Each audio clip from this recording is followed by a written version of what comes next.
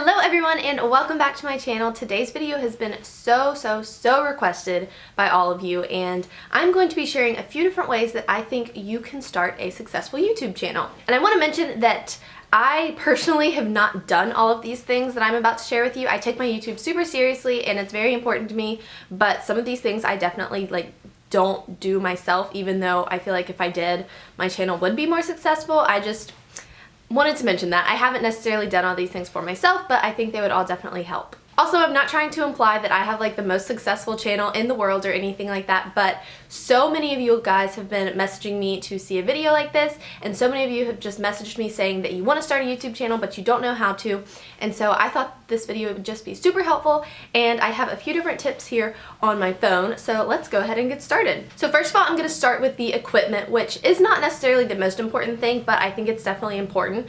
So I want to say getting a nice camera I think is totally worth it. If YouTube is something you're really gonna invest in, or even if you're into photography already, I personally got my camera because I was interested in YouTube first of all, and I also was a photographer at my school. So if you're wondering, I have the Canon EOS T5i and I really love it. It's been so great. It has a little screen that flips out on the side so I can look at myself and see if I'm in frame. But this camera was a little bit pricey, especially with the lens, which I will talk about in a minute. However, you can get the Canon Rebel T3i, which is just an older model, but I'm pretty sure everything still pretty much works the same.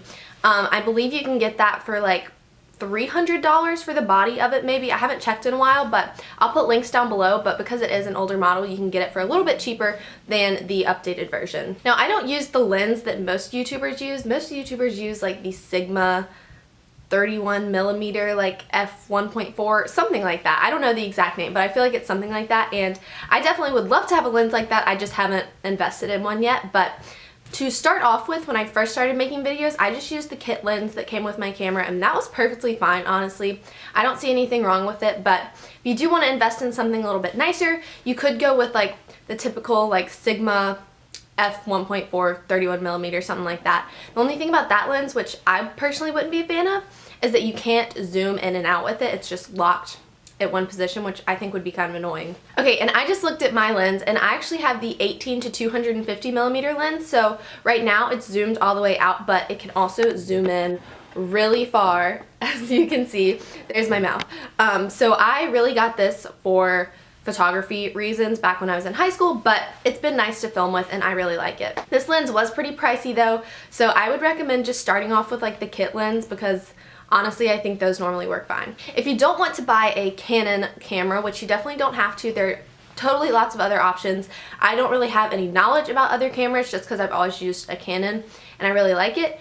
But I just want to say I would not recommend trying to use a laptop or a photo booth camera or anything like that, because I feel like that's just probably not going to turn out too great. Next, something that is also really important that is much less expensive than a camera and a nice lens is a tripod. Now, I have kind of a big tripod. I don't know how much it was. You can get really fancy ones for probably $50, or you can get a super cheap one for $10 or $15 at Walmart or something like that. And for a long time, I didn't use a tripod, and let me tell you, it was a struggle. I had to find so many books to stack up. It was so difficult. So I would totally recommend getting a tripod. It's gonna be worth the money and you can just get a cheap one. Next are lights, and lighting is really important. Since I have come to college, I've been really lazy and I don't ever feel like pulling out my lights to use. I will link down below the studio lights that I use, and I'll also link down below my camera and my lens and everything else I'm talking about if you guys want to buy it for yourselves. But I haven't been using my lights recently. I've just kind of been working with the natural light. That's why the lighting isn't that great right now. I mean, I don't think it's terrible, but it's not that bad. But back at home, I used my studio lights a lot, and I would just put two up, and then I had little umbrellas that kind of reflected the light, and so I would put two on each side of the camera, right behind it. However, I've been looking in getting a new light. They have something called a ring light, which is basically just a big ring in light bulb form, which is really awesome. So you put that behind your camera and it just reflects perfectly on your face.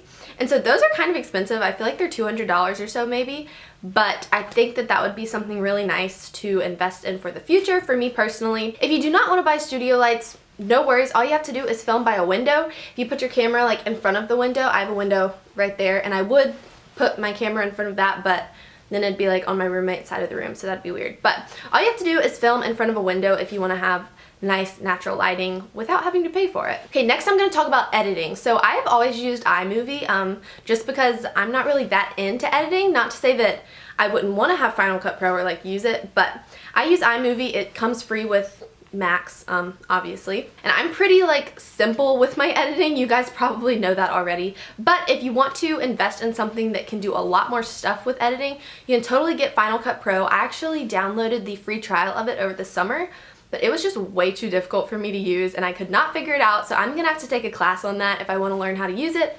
But if you're super technical with all that kind of stuff, you can get Final Cut Pro, and that just has a lot more options with editing. Okay, now I'm going to go into like an artwork category. So something that I think is really important is to make a good thumbnail for your video that's going to catch people's attention. And I normally make mine always the same. It's probably gonna look the same in this video as it has in like my past 10 videos, but that's fine. That's how I do it. And having text like always catches people's attention, having like a good catchy title. However, I think it's called clickbait. Don't use clickbait. That's just so annoying when people like say, oh my gosh, I died. But like, you didn't die, you just want people to watch your video. So no, don't do that. Make the like title honest, but make it something that's going to catch people's attention, if that makes sense. Something else is using your channel banner or whatever it's called that's on the homepage of your YouTube. Personally, mine right now still says Southern Belle 606 and I am no longer Southern Belle 606. So I need to get mine changed, but I don't have Photoshop, so I can't make one myself. But if you do have Photoshop, you can use that. Or you can probably find different programs online, honestly. I've made my past ones using PowerPoint, just kind of like experimenting with it and adding in text and different pictures and stuff like that. It can be kind of complicated, but you can probably find tutorials with stuff like that on YouTube somewhere. Alright, in the next category, which I think this is the last category, I don't know. I'm just gonna call this one tactics or like tips and tricks. So first of all, for your videos, I personally, I don't know about you guys, but I'm not a fan of super long videos.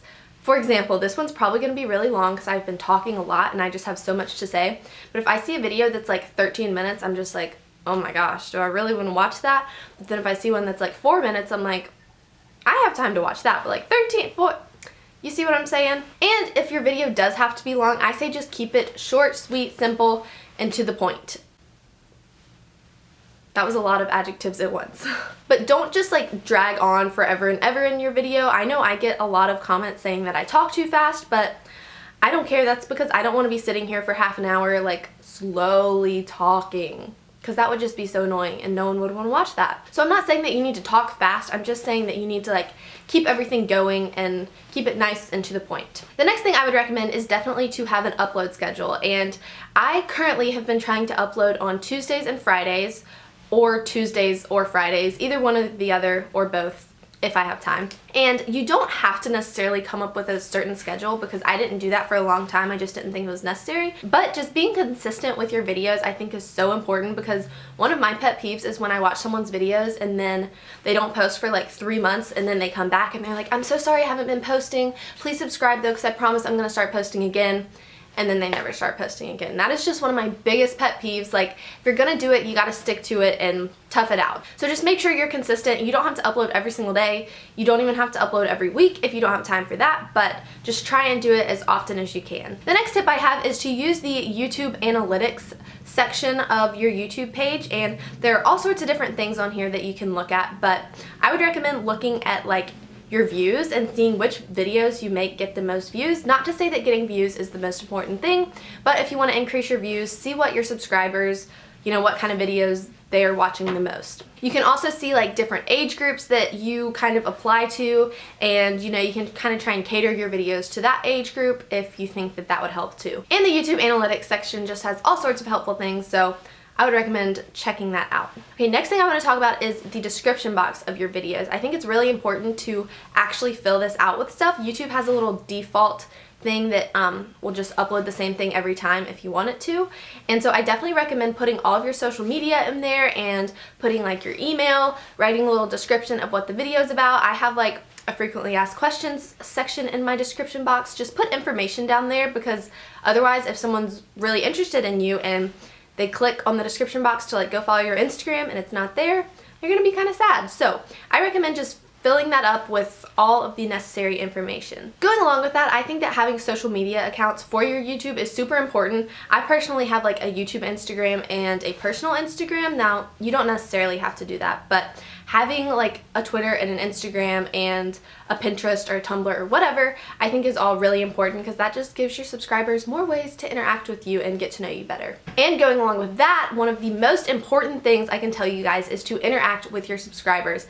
I try and comment back to every single one of the comments that I get, which doesn't always happen, I know, but the other day I went through and commented on every single comment on my most recent video, and I just love being able to comment back to you guys. And so if you only have a few subscribers and you only get like 2 comments, make sure you comment back to those people because it would make their day and it's just a nice thing to do. Also, if you have like an Instagram or Twitter and people message you, try and message them back. I always try and read my messages. Well, I always read them and I try my best to always respond to all of them. So just be interactive with your subscribers and let them know that you care about them and that you're here for them. Alright, next I'm going to talk about collabs, and I think this is a really good way to, well, collab obviously with other YouTubers. I don't do a ton of collabs on my channel, but I think that they're always really helpful to do. So if you don't know what a collab is, it's basically where you just kind of team up with another YouTuber. You don't even have to like film the video together. You can be like across the country or whatever, but you're just going to basically like give each other a shout out in your video. Say like, I made this video with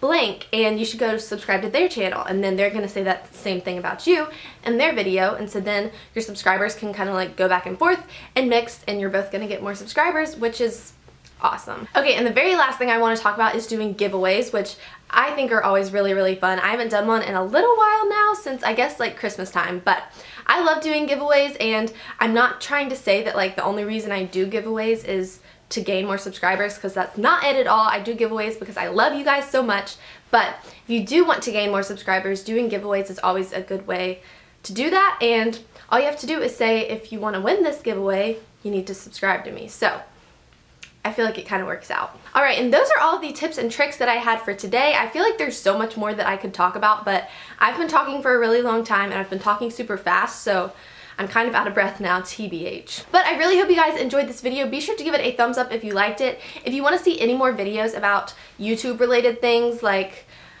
being signed to a network or doing sponsorships or anything like that, just comment those down below and I can definitely do those in the future. So I love all of you so much, and I just want to tell you all good luck if you're out there trying to start a YouTube channel on your own, because I know it can be kind of scary and tough, but it'll totally be worth it if it's something that you're really passionate about. So I love all of you, and I will talk to you in my next video.